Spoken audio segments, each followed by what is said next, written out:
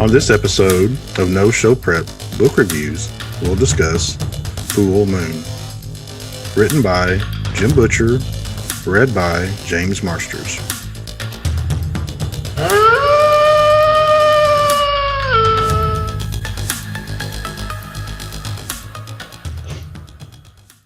Full Moon. Fool. Fool. Full Moon.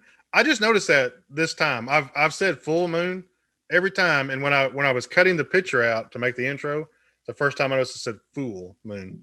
I have never noticed that. This book is great, in my opinion. Yeah, this is a Halloween. The first book was like a college project that he just like revamped for publication. Yep. He never planned to write another one, and it's a whole book. You could just read that one book and never read another one. You could, but I don't want you to because there's so many fantastic books in this series. So it was your book this week, man. What'd you think, man? How many times you read Full Moon now? This year? I actually only read Full Moon. This is the third time through. So John, a friend of the show, points out several times that for me, I don't like any superhero that doesn't have the following characteristics: extremely rich, extremely successful, and extremely powerful. They aren't that, I don't like them. So I really didn't start. I've pretty much memorized the books in the latter half of the series because by then he's extremely powerful, he's extremely successful, and he's not worried about money every 30 minutes. And this book starts out with Harry saying, I haven't had a job lately, and I'm broke, and I'm eating dinner because my apprentice is paying for dinner. So Harry's eating dinner with this extremely attractive woman who, for whatever reason, Kim is his apprentice. I don't get why Harry's like, oh, they're attractive, they should be my apprentice, not my girlfriend. I don't get that. She asks him a lot of questions. He doesn't feel comfortable answering them. In fact, we find out by the latter half of the dinner conversation, he has all the answers. He just feels like it's his responsibility to protect her. You guys noticing a trend yet? Last book and this book.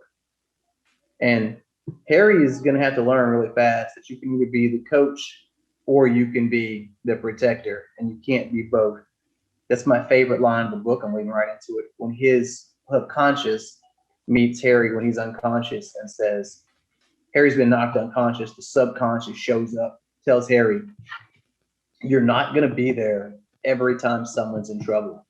It's time to start being the coach, not the protector.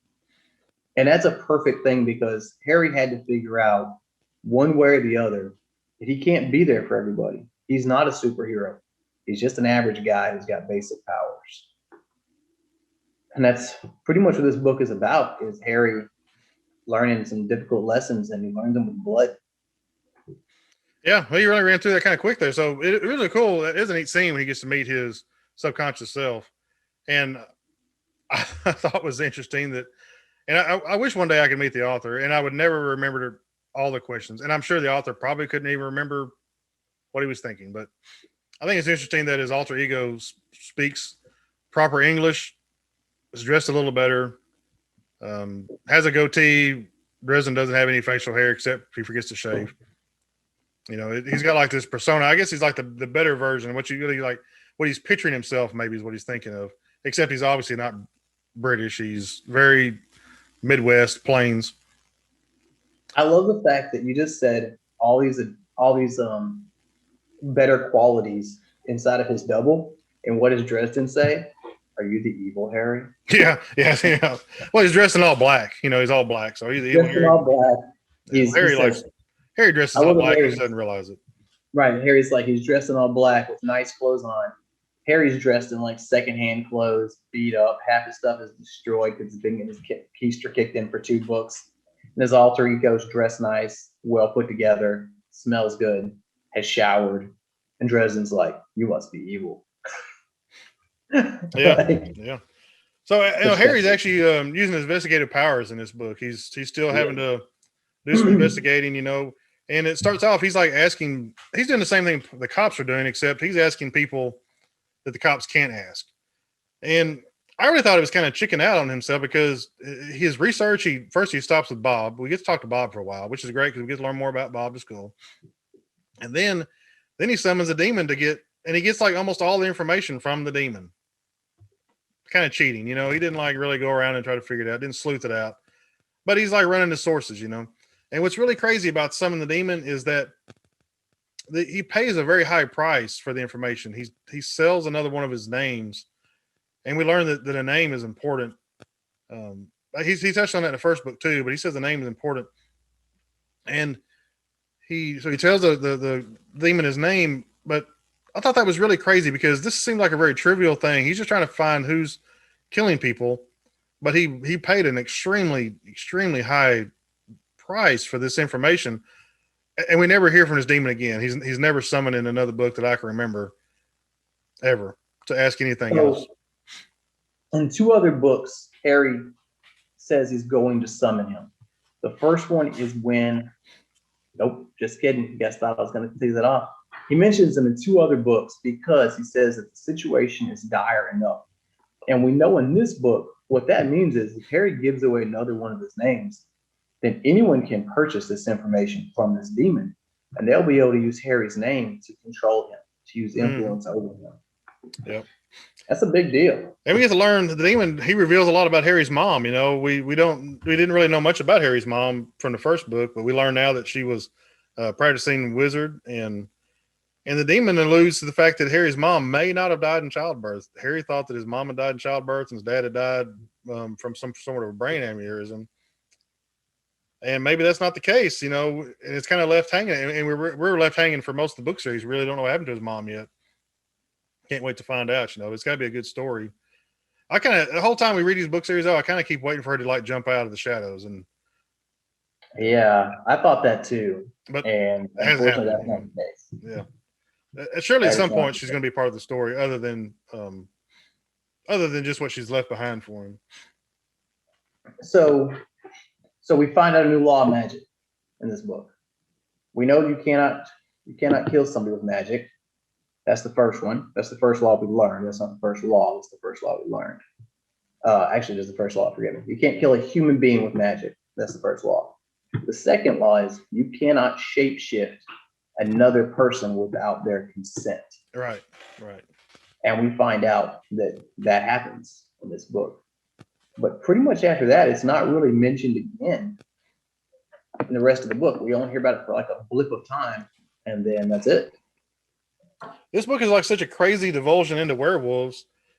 We learn there's so many different types in our author's imagination, but yet werewolves really aren't even part of our story beyond this, except for the alphas. Something I didn't discover until this book. He doesn't really define very easy. There's not a big definition that the street wolves and the alphas aren't the same until they get to the garage. Yes. And this is he's like trapped in there. He's being a prisoner in the garage, and the alphas come and they dig him out. But before that in the book, until I read it this time, I never realized that there was a distinction between the two. The author does a very poor job of describing the alphas and the street wolves as 2 completely different groups. I'm not even sure until I read it this week. I may not even have known that they were not the same group and they didn't split up. This book is only 10 hours and there's just some details must have been left out. It's a very short book and it covers a lot of ground. And so I get the impression, again, with you not knowing the backstory, I get the impression that Dresden, that Jim Butcher was afraid that he was writing the books too long. And that maybe he wanted these to be more like 8-hour books. And so it was a stretch to get them to 10. Could be. We find in about 2 more books, they double in size. Details are all given. Yes. And so I think it's definitely a change. Yeah. Harry proves in this book he really is a wizard, you know, and we talks to Bob. We get a couple of recipes for potions. If you want to go whip them up, you know, you've got the exact recipe for stay up juice and how to blend in. Summons a demon, you know, that's different. Uses a circle. Harry flexes his muscles though. At one point when he does a little point and shoot with the rod, he starts to really use what we consider to be wizard's power. In the first book, he was more of a stage magician who happened to have power. He basically just got himself beaten up, and thank goodness Morgan showed up to save the day. In this book, he uses his brain. He uses magic a little bit, but thanks to a mistake, he's left to face all the bad guys. and there is no Morgan this time. Right. Harry has to fix it himself. And I thought that was a big growth in character. Yeah. I think what made this book good for me. I didn't really like Murphy in the first book, and I'm not even sure I liked her in this book. I think that her character is pretty typical of cops, though. I'm not a big fan of police in my life. I mean, I want cops because I like to live a safe life, and I don't like people messing with me. But I'm not really a big fan of them, and then because they don't trust anyone, and that's something that really bothers me about modern times and modern cops. Cops don't trust anybody. They're suspicious of everybody. But we find out, and it's not really revealed to us because we can hear is Harry's thoughts. It's not revealed to us until we're visiting with the subconscious. We don't know that Harry hasn't told Murphy about the White Council and about things that really are in the world. He's always kept it to just what pertained to that particular situation and didn't fill in all the information. When we really feel like Murphy's treating him unfairly, but in reality, he hasn't provided a back and forth real friendship partnership kind of a situation with her either. In fact, he's left out a lot. So Harry's not done this to be a jerk. He's doing this because if he does tell her these things, the White Council feels it is in their best interest to erase her for her knowing too much information. And Harry has to decide at what point he's willing to go to the wall to keep Murphy if he does tell her these things. And and it's easy. I feel like that Harry's character does a great job of allowing the reader to feel like he's treating her unfairly. And until you truly start to see things from Harry's point of view, it's hard to decide. Is he being a jerk by not telling her everything he knows? Or is he truly trying to protect her even from herself? And that's something that Harry battles back and forth with his subconscious with in this book is I'm trying to keep her safe, but am I keeping her safe from the White Council or am I risking her death by something else? Fortunately, And they get that ironed out in this book, So the start of the next book, their friendship is really is a friendship. It's not her trying to arrest him every time he, walks backwards. Yeah, exactly, exactly. I think my favorite part of the book is supposed to not be your favorite part of the book. My favorite part is inside of the police department where Murphy faces something she can't beat. And that entire scene is by far one of my favorite parts of the entire series because Harry is not able to fix it. He's not able to ride to everyone's rescue and save the day. In fact, a lot of people get killed because he's not better. He takes a lot of blame on himself, but things still happen, whether you can stop them or not. None of us are all powerful. No, no, and honestly, at any point in time in this entire series, Harry couldn't have done much more than he did in this book. Nah. No. Nah. Nobody could. I mean, he's fighting something called a Lucaroo. It's enormous. I mean, the wolves he's walking around with are 6 feet long from head to tail, man. Can you imagine a 6 foot long? And they are babies. It's proportionally bigger. And then the Lucaroo is just like bigger than that. Like it's incredible. So my favorite character in this book is Tara West. Tara West is a extremely interesting character. I'm not going to give anything else away from this because if you read the book, I don't want to ruin her character for you. But she is the most intriguing character in the entire book, and she's super fun. She has like a I don't know. She has an ephemeral quality to her that drive the other females in this book crazy. And he does a great job of playing her against the other female characters. And she just doesn't pay attention to them, which is what drives them the most crazy. Mm-hmm. She doesn't care about them in the least, one way or the other. And it's so fun. I'm disappointed that we spend so much of this book learning about Tara West and she doesn't come back in the book series. Yes. We hear about her in one other book, and it is nothing more than just a Tara says hi. Yeah. Yeah. And I was like, heck yeah, she's going to be back and we got a little BA on our side, but nope, no Tara. Nope. She just not in the author's imagination, I guess. Just wasn't a big deal.